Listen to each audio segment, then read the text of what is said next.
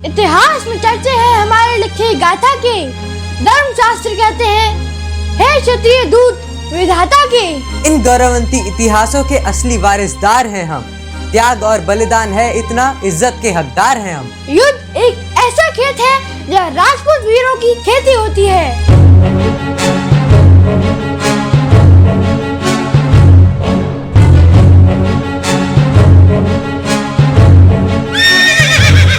जो युद्ध में अपनी पीठ नहीं दिखाते और अपने देश की रक्षा करके अपनी प्रजा के दुखों को दूर करते हैं।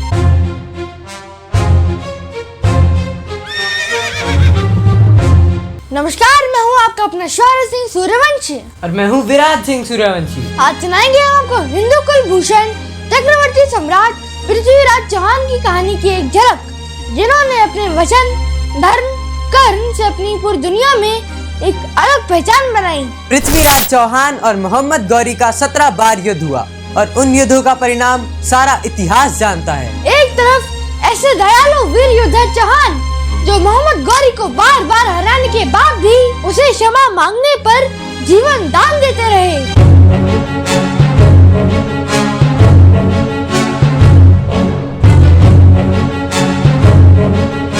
यही राजपूत धर्म भी था कि अगर कोई दुश्मन आपके सामने घुटने टेक दे तो उसको जीवन दान दे दिया जाता था। वहीं दूसरी ओर मोहम्मद गौरी जो बार बार हारने के बाद भी एक नई साजिश, एक नई षड्यंत्र के साथ पृथ्वीराज पर हमला करता रहा।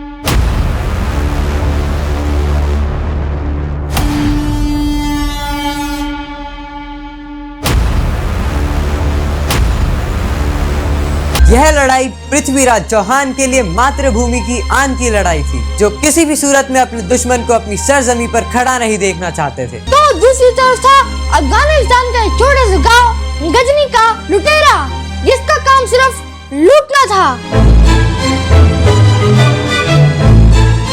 यह वही मोहम्मद गौरी है जिसने हिंदुओं के आस्था के प्रतीक सोमनाथ मंदिर तक को लूट लिया था। मोहम्मद गौरी का लक्ष्य सिर्फ हिंदुस्तान को लूटना था, चाहे वो किसी का राज्य हो या हिंदुओं की आस्था के प्रतीक मंदिर।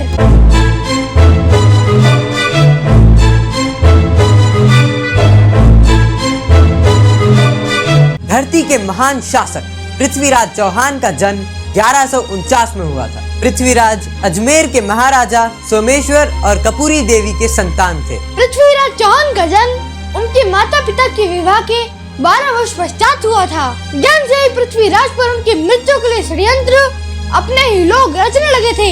अपने ही रजवाड़े में हमेशा पृथ्वीराज पर मौत का साया मंडराता रहता था, परंतु वो सदा उससे बचते चले गए। मात्र 11 साल की उम्र में पिता व अजमेर के राजा सोमेश्वर का साया सर से उठ गया। भारतीय इतिहास में पृथ्वीराज चौहान एक बहुत ही अविस्मरणीय नाम है। हिंदुत्व के योद्धा कहे जाने वाले चौहान वंश में जन्मे पृथ्वीराज आखिरी हिंदू शासक भी थे।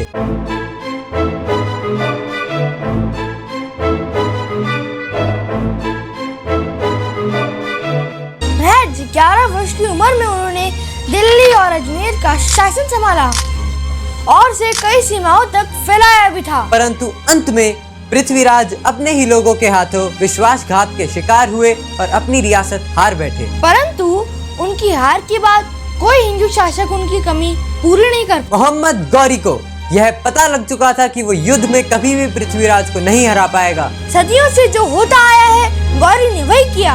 वो जानता था कि अगर राजपूतों को कोई हराता है तो वो खुद राजपूत है। उसने कुछ कुलद्रोही गद्दार राजपूतों को अपने साथ मिला लिया और राजपूतों व हिंदुओं की शान पृथ्वीराज को शिकस्त दे दी। 4 बांस 24 गज अंगुल अष्ट प्रमाण, ताऊ पर सुल्तान है मत चूको चौहान। जब अपने ही शामिल हो दुश्मनों की चाल में तो शेर भी फंस जाता है मकड़ी के जाल में। आपको हमारा एपिसोड कैसा लगा ये आप हमसे कमेंट बॉक्स में कमेंट करके जरूर बताएं। अगर आपने हमारे चैनल को अभी तक सब्सक्राइब नहीं किया है तो उसे सब्सक्राइब करें, लाइक करें और शेयर करें। हमारे पृथ्वीराज के अगले एपिसोड तक के लिए जय राजपूताना।